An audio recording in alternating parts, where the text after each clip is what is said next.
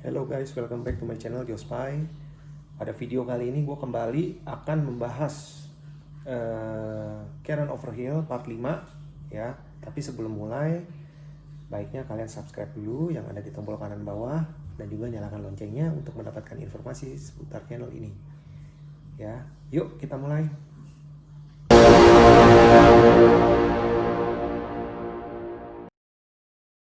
Video yang sebelumnya di part 4 gue terakhir ngebahas mengenai Jensen yang menggambar sebuah burung, ya burung kakatua namanya Ling, yang dia kasih ke Dr. Richard. Dan kemudian Dr. Richard bertanya, kenapa kamu jadi suka memelihara binatang gitu. Nah kemudian Jensen kasih alasan bahwa dia tuh selama ini ngerasa kesepian, gak punya teman bicara, jadi ya burung itulah yang menjadi teman bicara dia. Nah kemudian Dr. Richard juga menyarankan, ya sebaiknya kamu merawat peliharaan tersebut dengan sosok-sosok yang lain sehingga kalian bisa berkomunikasi lah, ya.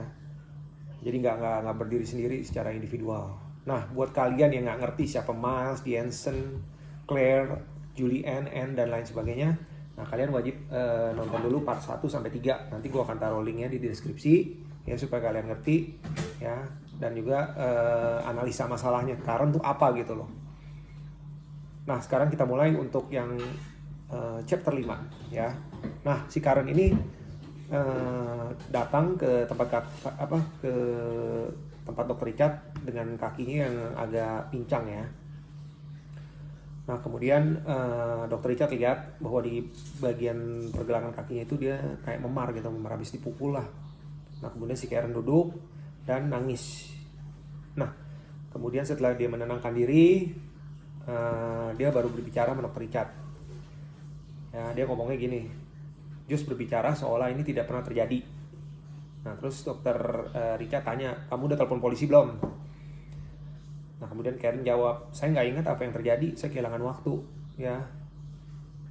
Sepertinya sih dia memukul kaki saya dengan kayu. Dan biasalah dia tiap malam kan suka mabok. Nah kemudian dia nyuruh saya menutup telepon. Kan pada waktu itu posisinya si Karen ini lagi telepon, disuruh tutup, ngambilin bir buat si Josh. Dan kemudian ibunya si Karen juga nggak bentak-bentak dia di telepon ya. Kemudian ya si Karen nggak ingat apa lagi yang terjadi gitu. Tapi menurut si Karen sih kemungkinan besar ya itu bertengkar dan ya Karennya kehilangan waktu lagi. Nah setelah pada pagi harinya si Josh ya bersikap seolah-olah yang nggak terjadi apa-apa. Jadi dia lupa. Dr. Richard bilang ya masih Karen ya, kamu harusnya nggak boleh membiarkan ini terjadi terus. Kamu harus telepon polisi dan kamu harus keluar dari rumah lah kalau perlu, ambil ponsel kamu, ambil HP kamu ya, telepon polisi gitu loh. Nah kalau kamu diemin terus, si Josh ini mikir ya bahwa apa yang dia lakukan ya nggak salah gitu, bener. Nah dan dia juga mikirnya ya udahlah, dengan hari ini mukul kamu ya dia pikir besok kamu udah pasti lupa gitu, selesai gitu loh. Nah dan juga si Josh pasti akan berharap terus kamu akan kehilangan waktu ya. Kamu harus menghentikan pemukulan ini, bukan hanya bersembunyi semua di kamar atau diumpetin semua di dalam kepala gitu loh, disimpan di kepala maksudnya gitu. Nah kalau kamu kehilangan waktu terus, pemukulan ini ya besok-besok bakal terjadi lagi. Nah apakah menurut kamu situasi seperti ini baik? Nah kemudian si Karen menjawab ya, tidak, tentu tidak. Dia sambil nangis jawabnya. Kemudian dia cerita sama Dr. Richard bahwa dia belum tidur selama 5 hari ya, mungkin karena dia stres juga, dia nggak bisa menghandle dan dia pada akhirnya bersembunyi, milih diem gitu. Nah, terus Dr. Richard nanya, biasanya kemana sih kalau kamu bersembunyi atau ngumpet? Terus si Karen jawab, ya biasanya saya masuk ke dalam kamar. Nah kemudian setelah sesi habis ya, Dr. Richard menyarankan udahlah, sesi udah habis ya, nanti kita ketemu lagi di next day-nya. Nah kemudian Dr. Richard menerima surat ya bertanggal 31 Maret dari Catherine ya. Inti dari suratnya adalah Catherine terbangun pukul jam 7 seperempat ya, dan kemudian dia membangunkan Sarah dan James untuk sekolah. Nah setelah mereka pergi untuk sekolah, nganterin maksudnya. Nah si Catherine ini tidur lagi. Nah kemudian si Sandy muncul bersama temannya Peck untuk sarapan ya. Nah Karen 2 muncul ya, keluar, dia membawa belanjaan dan Holden membantu. Nah setelah sampai di rumah, Catherine memilih-milih belanjaan tersebut ya. Nah kemudian setelah mereka semua masuk, nah Karen terbangun dan dia mengantarkan Sarah ke kelas luncur es skating lah, kurang lebih begitu, kursus es skating ya. Setelah kursus es skating itu selesai, Karen membawa Sarah pulang dan Anne muncul mengambil tugasnya ya. Kemudian Karen mengantar Sarah ke kelas ice skating selanjutnya ya. Setelah kelas tersebut selesai, Claire ingin minum milkshake. Nah Holden kemudian pergi mengantar. Nah selesai dari membeli minuman untuk Claire ya, mereka pulang dan menyiapkan anak-anak untuk tidur. Gambar diagram pembagian kepribadian Karen ke dalam sosok-sosoknya ya. Setelah dokter ngelihat itu, si dokter Richard juga nggak yakin nih terhadap sosok si jahat ya. Pertama dokter Richard mikirnya gini, sosok si jahat ini nggak pernah muncul ya. Udah gitu tapi dokter Richard yakin setiap Karen menyakiti diri sendiri pasti si sosok si jahat ini yang bertanggung jawab. Terus yang poin ketiga adalah sosok si jahat ini nggak punya nama, jadi agak abu-abu gitu loh, bias ya. Nah kemudian ada juga surat dari Miles ya. Si Miles, inti dari suratnya adalah dia ngeluh ketakutan karena sering mendapatkan mimpi buruk. Nah selain surat dari Miles ada juga surat dari Claire, Holden, dan beberapa potongan ingatan yang menceritakan awal-awal kehidupan dari si Karen ini ya. Karen menggambarkan suatu ruangan ya, suatu ruangan yang besar di mana dalamnya lagi dibagi menjadi ruangan-ruangan kecil ya. Itu nanti ada meja oval, ruang A, ruang B, ruang C ya, untuk sosok A, sosok B, sosok C. Nah jadi itu begitulah cara Karen berfungsi setiap harinya gitu. Dan menurut dokter ini adalah strategi kehidupan yang sangat menakjubkan ya. Karena begitulah cara Karen menjaga sosoknya tetap terpisah ya. Dalam tanda kutip dia menciptakan sebuah rumah mental yang didasarkan pada rumah masa kecilnya ya, dengan sebuah atau setiap tempat yang dihuni oleh setiap sosok, tapi mereka menjadi satu kesatuan secara bersama-sama. Nah kemudian saat malam larut semua sosok berkumpul di ruang pertemuan ya, duduk di meja oval kayak meeting gitu. Nah kemudian mereka diskusi. Nah setelah diskusi itu Catherine dan Holden mengambil keputusan finalnya apa yang mau dilakukan ya. Jika semua sosok nggak sependapat ya berarti nggak akan berjalan. Hari berikutnya tuh nggak bakal sesuai SOP gitu aja. Nah kemudian Holden juga menulis surat kepada Dr. Richard untuk extra time lah, untuk perpanjangan sesi ya, supaya dia tuh punya cukup waktu untuk komunikasi sama dokter tentang dia menceritakan keluh kesahnya lah, curhat gitulah. Dan Dr. Richard kemudian menyetujui dan Holden mendapat extra time selama 30 menit ya. Nah kemudian pada saat sesi terapi berikutnya si Karen tiba di tempat Dr. Richard dan dia duduk sebentar. Habis itu dia memandang diagram-diagram yang udah dibikin tuh rumah mental ya istilahnya, yang tadi sempat kita bahas, yang terdiri dari beberapa ruangan, ruang A, ruang B, ruang C, ada meja oval. Nah si Karen memandang, dia tuh kayak ingat sesuatu gitu loh, dia mikir gitu, ngeliat sebentar.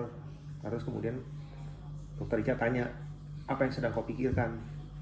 Kemudian si Karen bilang, rasanya kayak ingat gitu loh tempat-tempat ini, cuman dia bingung ingat di mana gitu loh, kayak mimpi jadi ya, kayak sebatas mimpi menurut Karen. Nah kemudian Dr. Richard bilang lagi, gue rasa diagram ini dibikin supaya saya bisa lebih memahami sosok-sosok yang ada dalam diri kamu dan juga termasuk progres penyembuhan dari sakit yang lagi kamu derita gitu loh ya. Tapi nggak, it's okay, kamu nggak ngerti nggak apa-apa, kata Dr. Richard ke Karen ya. Nanti seiring dengan waktu juga kamu pasti memahami lah gambar dari maksud dari diagram itu.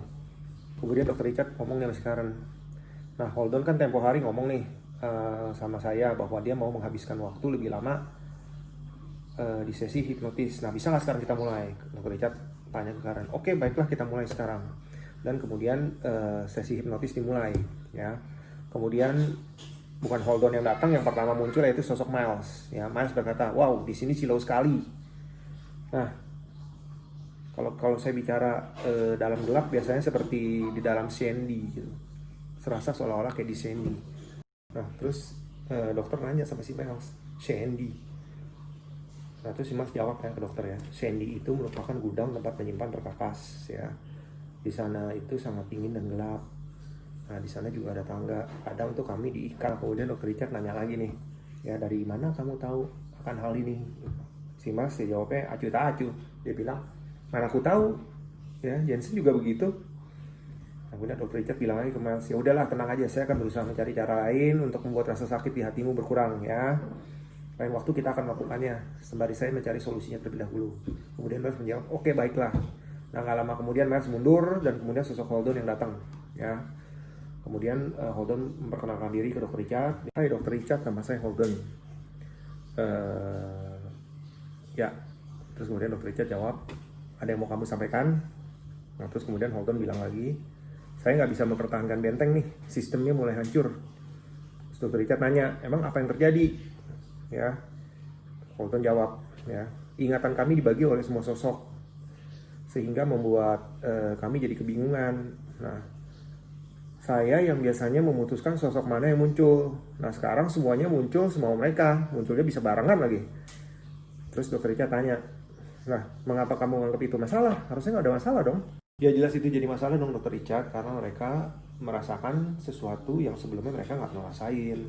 Kemudian dokter Richard tanya lagi sama si Holden, nah emang kamu khawatir sosok lain akan sakit dan melakukan sesuatu yang bersifat merusak? Ya, terus kemudian Holden jawab, iya dokter saya khawatir banget tentang itu. Nah kemudian dokter Richard bicara lagi sama Holden, nah bagaimana caranya memulai dan apakah yang sebaiknya perlu saya ketahui gitu. Nah, kemudian Holden nanya, nah, sebagai contohnya misalnya alkohol, ya, alkohol itu membuat Miles lebih garak, terus Sydney lebih urakan, Claire jadi koma, dan ini semua terlalu sulit untuk dikendalikan. Nah, kami tidak akan bisa meninggalkan si suami gitu, hingga semua orang bisa bersikap dengan baik gitu. Kami tidak akan bisa bertahan lah dengan situasi ini. Nah, kemudian kami semua juga berbeda, lahir secara berbeda juga. Catherine memiliki kepintaran, dan saya menjaga semua supaya tetap aman dan terkendali. Nah kemudian dokter Richard ngomong ke Sheldon, oke baiklah nanti saya akan coba cari solusinya ya. Sementara sampai di sini dulu, terima kasih dan nanti kita akan bicara kembali. Nah kemudian gak lama kemudian sosok Holden mundur dan terapi selesai. Nah ya, jadi sosok-sosok itu berhenti tumbuh di saat siksaan terhadap Karen juga berhenti, dan mereka mereka akan berada tetap di usia tersebut. Misalnya si Claire 7 tahun ya, stuck di 7 tahun itu tersebut gitu. Nah kecuali si Catherine dan Holden yang selamanya masih dibutuhkan, maka dia usianya tetap jalan terus. Nah dokter dan sosok-sosok tersebut sering berdiskusi ya untuk menjaga semuanya itu berjalan dengan lancar, tetap ada SOP-nya. Nah karena waktu pada hari tersebut udah habis juga, maka terapi dilanjutkan pada hari selanjutnya. Ya. Kemudian pada sesi berikutnya Karen membawa foto saat dia berusia 18 bulan. Nah, foto tersebut bergambar hitam putih dan diambil di studio ya. Kemudian pada saat Karen menunjukkan foto tersebut ke dokter Richard, ya terdapat tumor ya, amit-amit ya tumor ya, antara hidung dan mata ya, dan berkas operasi itu juga masih nampak ya, masih kelihatan lah sampai sekarang. Nah kemudian dokter Richard melihat Karen di waktu bayi dan dia mengerti kenapa ayah Karen si Martin Junior itu suka banget nyiksa si Karen ya, karena memang penjualan tumor itu amat mengerikan. Tapi sebenarnya kalau kita lihat ya sebagai orang tua yang baik harusnya nggak boleh begitu ya, harusnya tetap mensupport anaknya, terus bagaimana caranya lah mencari solusi supaya masalah itu hilang gitu. Nah kemudian Karen dihipnotis kembali ya, dia sudah mengalami berada dalam posisi relaksasi, dan juga Claire muncul ya. Nah Claire ngomong nih sama si dokter Richard ya, ia berkata ke Catherine ya, maksudnya si Claire ya, si Claire ngomong ke Catherine bahwa akan membawa kami semua ke upacara pemakaman, ya. Masih Claire cerita, aku biasanya sih nggak pernah keluar kalau upacara pemakaman, aku takut, tapi ya kali ini aku akan keluar sebentar gitu. Terus dokter Richard tanya sama Claire, emang Claire apa sih yang bikin kamu takut? Ya, itu dokter, aku teringat pada rumah duka yang ada di sana. Terus dokter Richard tanya, apa yang bisa kamu ceritain? Nah, Claire jawab lagi kan, nah, awalnya gara-gara susu coklat, ya.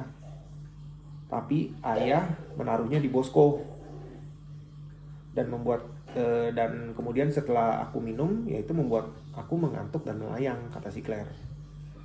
Nah, setelah si Claire ya agak-agak pusing kayak mau pingsan gitu, nah kemudian mereka membawa si Claire ke sebuah gereja untuk pengakuan dosa, ya.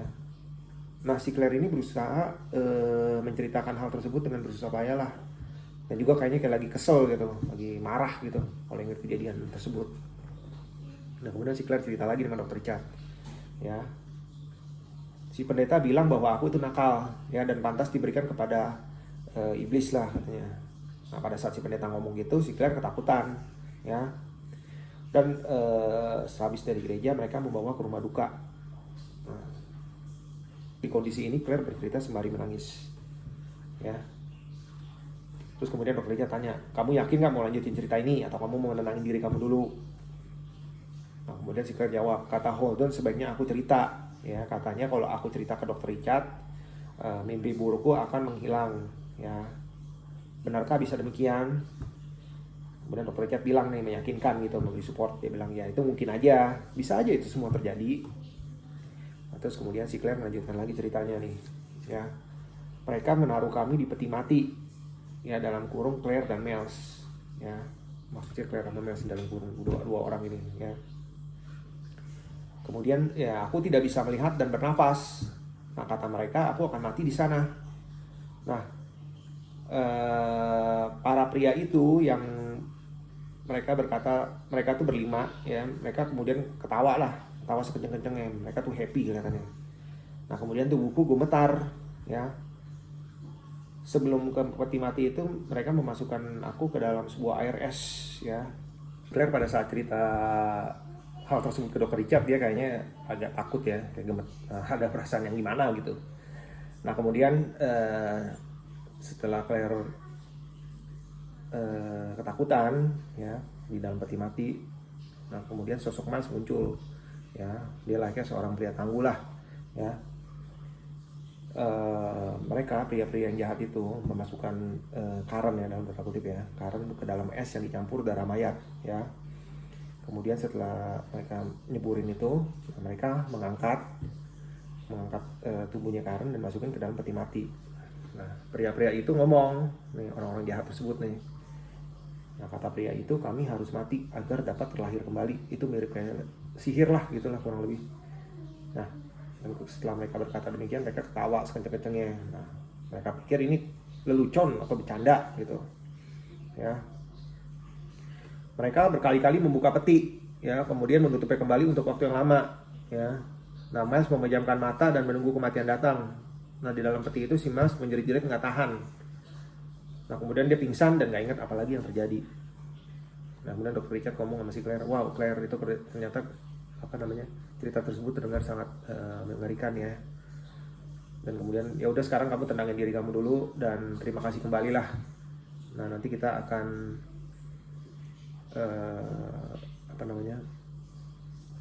cerita kembali gitu.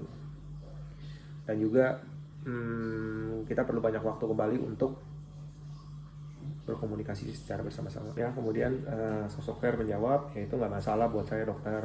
Nah, setelah itu sosok Claire mundur dan sesi terapi selesai. Nah, pada sesi terapi selanjutnya Karen membawa sebuah amplop, di dalamnya terdapat gambar, ya. Gambar gitu, ada 17 gambar, ya, 17 sosok yang ada dalam diri Karen, ya. Cuman si dokter Richard maksudnya, dia nggak tahu nih sosok siapa aja. Nah, kemudian dia nanya sama Karen, nah, Karen, kamu bisa jelasin nggak siapa-siapa aja nih yang ada di dalam gambar ini, bisa kamu kasih tahu saya? Nah, terus Karen dia cuman ya geleng-geleng aja, nggak tahu gitu. Sepertinya sih si Karen agak bingung dan juga dia merasa tersisih karena ke belakang-belakang ini nih terapi ini ya, si dokter Richard lebih banyak menghabiskan waktu dengan sosoknya si Karen gitu. Nah kemudian si dokter Richard ngomong sama si Karen ya, aku menghargai dirimu selama periode ini ya, dan aku akan memastikan kita mendapat waktu yang cukup dan waktu untukmu ada di awal saat sesi dimulai gitu. Nah kemudian bisa nggak sekarang kita ke posisi relaksasi lagi? Nah setelah dokter berkata demikian, Karen mencari posisi yang tepat untuk relaksasi, dan sosok yang pertama muncul adalah Jensen. Kemudian si dokter Richard memuji Jensen nih, dia bilang, "Hai Jensen, gambar kamu bagus banget." Terus udah gitu si Jensen kayak seneng lah, dia tersenyum bangga gitu ya.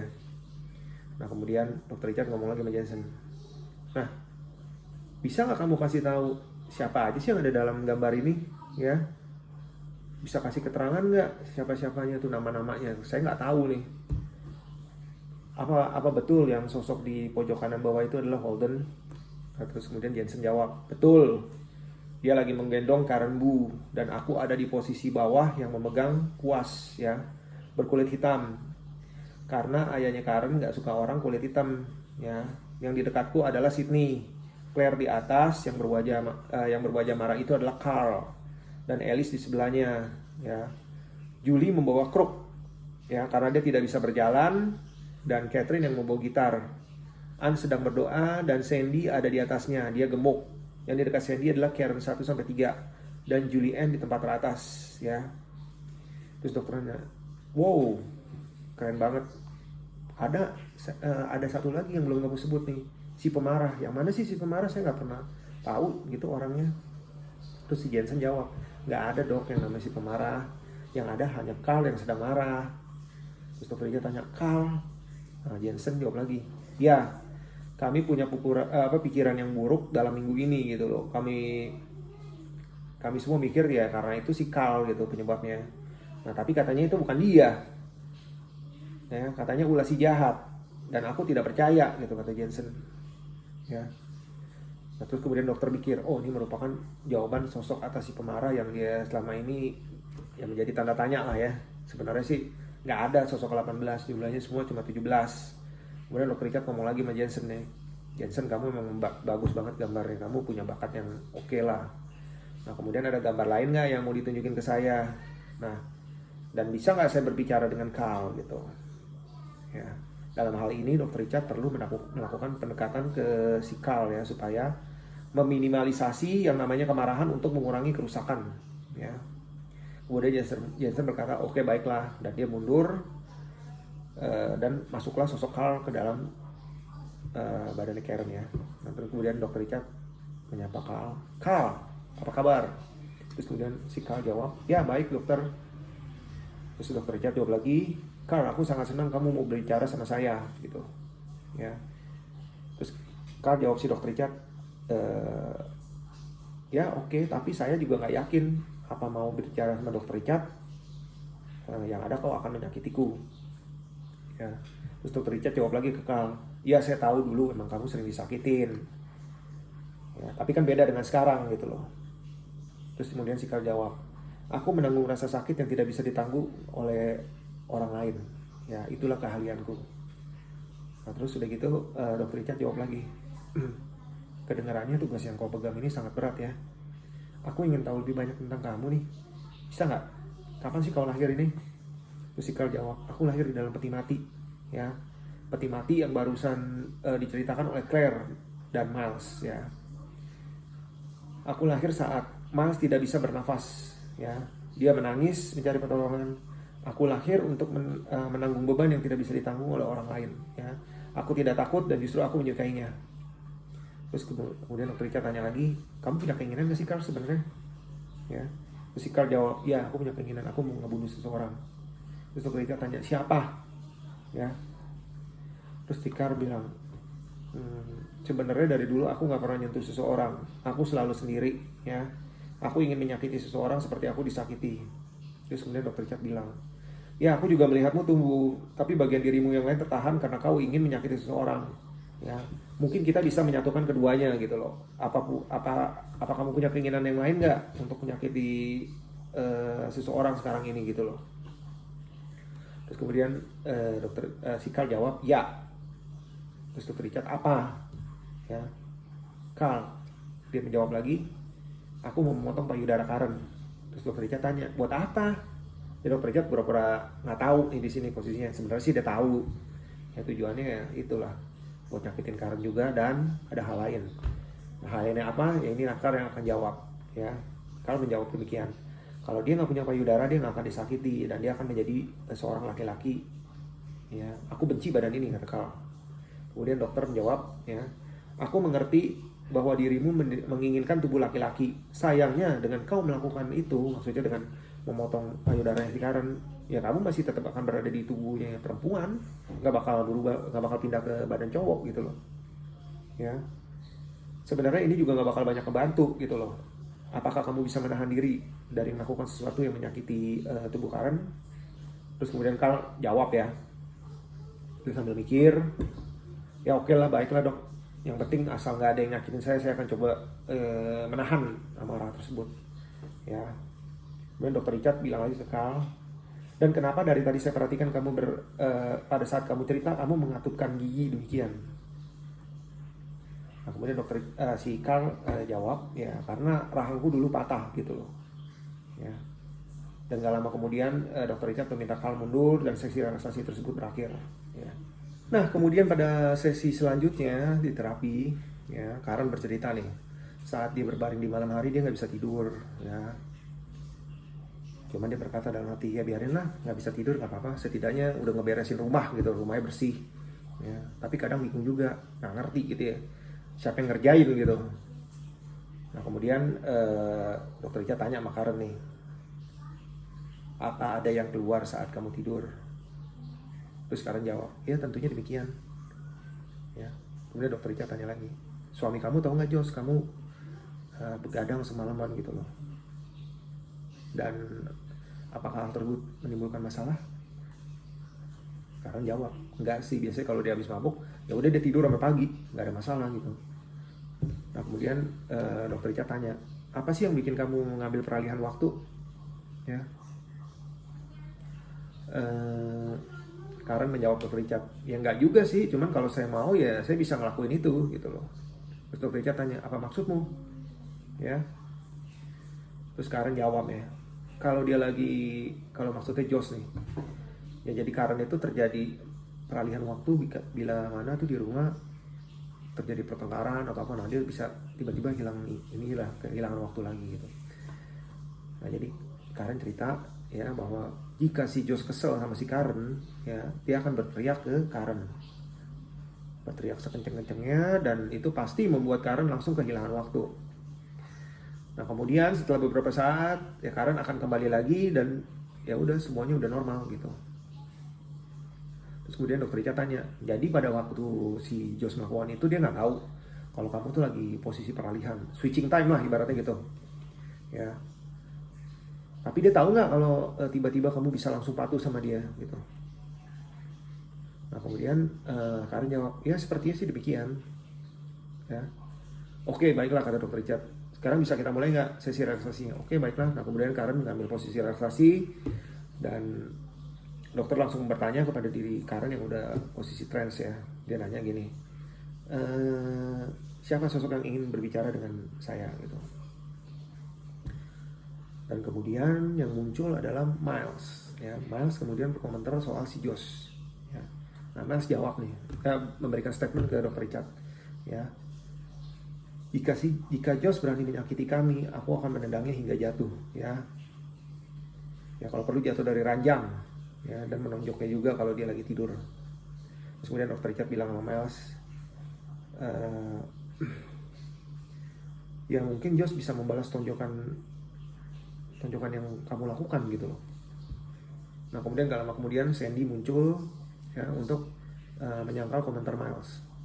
Nah Sandy berkata demikian nih, ya lebih baik makan lah daripada nonjok orang, makan membuat saya lebih baik gitu loh. Terus kemudian dokter Richard tanya, jadi kamu merasa gak nyaman nih dengan hal tersebut? Ya. Di satu sisi pada saat dokter Richard memberikan pertanyaan demikian, dalam kepala dia mikir gitu, aduh pusing juga ya. jika lagi terapi ini ada berbagai macam sosok yang berbeda masuk gitu loh, ya.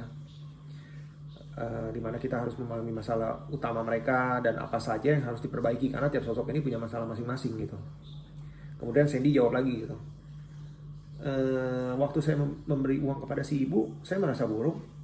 Nah, terus dokter Richard tanya, kalau kamu merasa buruk, ngapain kamu kasih? Ya, emang dia bakal suka sama kamu kalau kamu kasih dia duit? Ya si ibu sih bayinya sebentar doang, habis itu galak lagi, ya. Dan saya juga nggak merasa nyaman gitu loh. Kayaknya sih dia cuma memanfaatkan saya doang, kalau lagi butuh ya dia babain. Ya, kemudian ya sifat aslinya keluar lagi gitu. Nah kemudian dokter nanya sama Sandy, oh jadi karena itu kamu melakukan pelampiasan kekesalan kamu itu dengan makan sebanyak-banyaknya? Nah, Sandy menjawab iya, ya. Terus dokter Richard tanya lagi, dan setelah kamu makan sesuatu yang banyak itu, apa kamu merasa lebih baik? Sandy jawab lagi iya, begitulah kira-kira. Nah kemudian dokter Richard memberikan saran nih, mungkin sebaiknya kamu nggak usah ngasih ibu kamu uang gitu loh. Dan itu juga belum tentu membuat image kamu ya jelek gitu. Kemudian Sandy jawab, ya tapi ibu saya kalau nggak dikasih uang, yang ada saya dimarahin terus-terusan gitu loh. Dan saya juga nggak enak gitu sebagai anak, saya merasa bersalah gitu. Ya.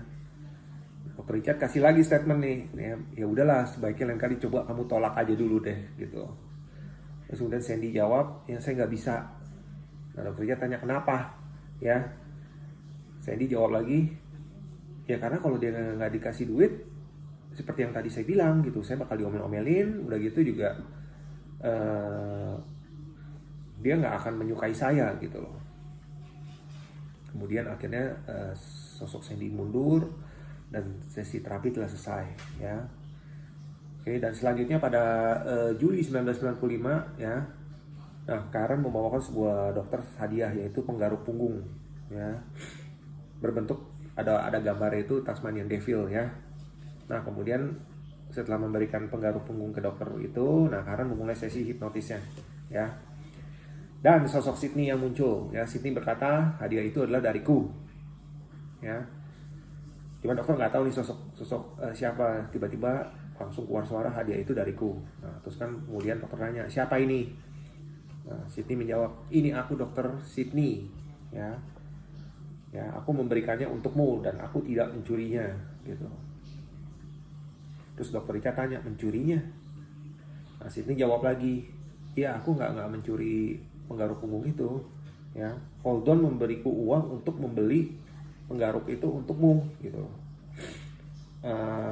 Aku bilang ini mungkin akan berguna untukmu, ya. Dan ya gambar Tasmanian Devil itu akan mengingatkanmu padaku, gitu loh. Nah kemudian Dokter Richard jawab, ya hadiah ini sangat bagus sekali, aku sangat suka, aku pasti gunain untuk menggaruk punggungku, ya. Nah, dan kemudian Sydney tertawa mendengar Dokter Richard ngomong demikian, nah. Dan Sydney juga nanya, Dokter Richard, emang kamu takut aku memberikan hadiah tersebut dengan mencuri, ya kan? Nah kemudian setelah Sydney bertanya demikian ke Dokter Richard, nah Sydney menjelaskan, ya dulu ayah selalu menyuruhku untuk mencuri, ya tepatnya mencuri semacam pernak-pernik lah, ya. Kemudian jika aku tidak melakukannya, ya dia akan menjewer kupingku, ya memukulku dan mencubitku. Nah dia bahkan akan mengancam menarik kuku yang ada di jari-jariku, walaupun dia tidak pernah melakukan itu, gitu. Nah, Dr. Richard kemudian menanggapi statement yang diberikan oleh Sydney. Ya, sepertinya itu kedengarannya sangat bagus ya, kalau kamu memang benar-benar membeli barang ini tanpa mencuri, ya. Dan kamu juga kelihatannya bangga banget gitu loh. Ya, saya turut senang lah, ada kemajuan berarti kalau gitu. Kemudian Sydney menjawab, ya aku memberikan kepadamu itu dengan tulus, jadi aku tidak mau mencurinya gitu loh. Kemudian Dr. Richard menjawab lagi, ya terima kasih banyak lah, ya hal ini membuatku jauh lebih baik gitu loh. Nah, terus udah gitu Sydney memberikan statement lagi, ya. Semua orang mulai mengingat cerita-cerita ini. Nah, Dr. Richard tanya, apa maksudmu Sydney? Ya, Sydney menjawab, ya, aku lebih bisa mengingat kejadian pada Claire dan Miles. Ya, Dr. Richard kemudian bertanya lagi, terus pendapat kamu apa? Gitu loh. Nah, kemudian Sydney ngomong, ya, aku nggak suka. Dan kemudian dia mundur, ya. Dan kemudian setelah sosok Sydney mundur, masuklah sosok Catherine, ya. Kemudian Catherine berkata sama Dr. Richard, ya, kami berusaha membagi pengalaman kepada yang lebih muda, ya. Oh iya dokter, omong-omong saya sudah mengatur supaya Dr. Richard bisa mendapatkan cek pembayaran, ya. Saya juga minta maaf karena Karen kesulitan mengurus hal ini gitu. Ya, dia tidak merasa nyaman saat berhubungan dengan uang. Nah, ya, namun bagi Karen, pada pria yang membayar ayahnya untuk menganiaya dan ibunya selalu meminta uang gitu, ya. Jadi Karen selalu ingat akan hal tersebut tuh kalau ada masalah sama duit, ya. Dan Sandy juga beranggapan harus memberi uang bagi ibunya untuk disukai gitu loh. Nah, sehingga juga si Karen juga punya anggapan nih sama si dokter.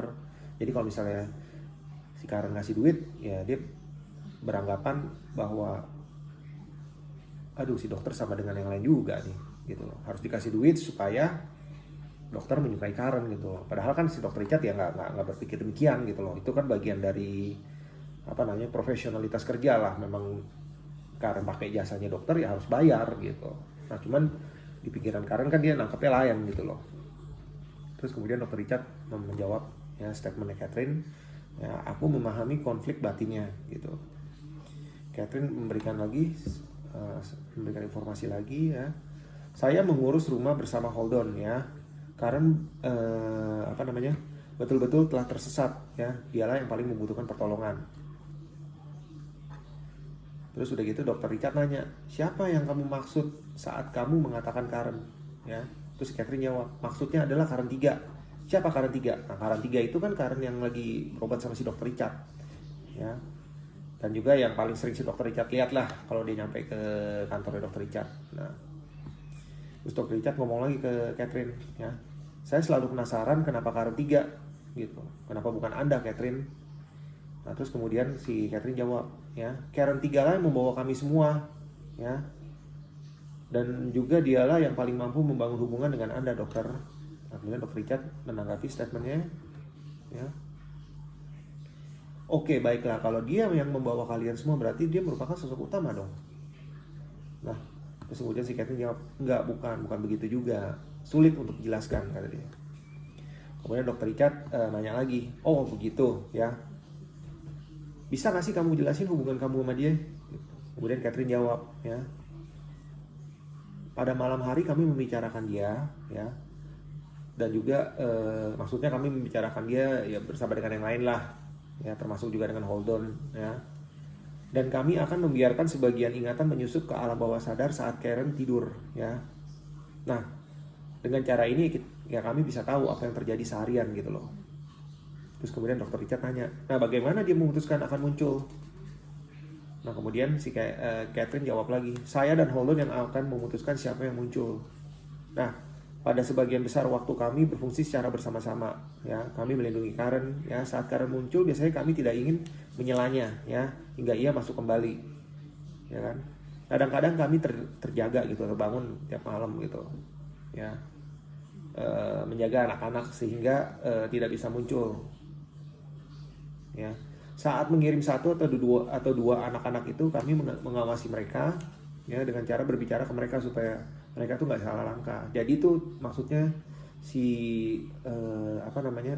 saat si Holdon sama Catherine mutusin siapa yang muncul, misalnya dia ngeluarin sosok si Miles atau si Claire, nah dia kan harus kasih tahu nih langkah-langkahnya kayak gimana, step-stepnya supaya jangan sampai ya terjadi hal-hal yang di luar dugaan lah gitu. Ya, kemudian si sosok Catherine keluar dan setelah Karen sadar, ya dia ngomong, ya, saya nggak bisa tidur nih, ya, karena kepala saya pusing gitu loh, terlalu banyak pembicaraan setiap malam ya gitu loh. Terus kemudian dokter Richard tanya, apa sih isi pembicaraan itu, ya. Terus si Karen jawab, kemarin saya bangun jam 2 pagi dini hari gitu, ya, ya. Terus kemudian saya mendapati diri saya sedang menelpon untuk memesan sesuatu dari katalog, ya. Nah kemudian si Karen bilang, ya saya kira saya lagi tidur, taunya enggak gitu. Nah kemudian dokter Richard tanya, apa sih yang dikatakan sama suara itu pada waktu malam hari, ya. Nah si Karen jawab, ya mereka semua saling lapor, ya. Saling lapor mengenai apa ada telepon hari ini, janji temu, tugas yang udah dibuat, dan tugas yang mana nih yang paling urgent gitu, yang harus didulin gitu. Terus dokter Ica tanya, emang kamu harus ngambil bagian di mana saat yang lain muncul?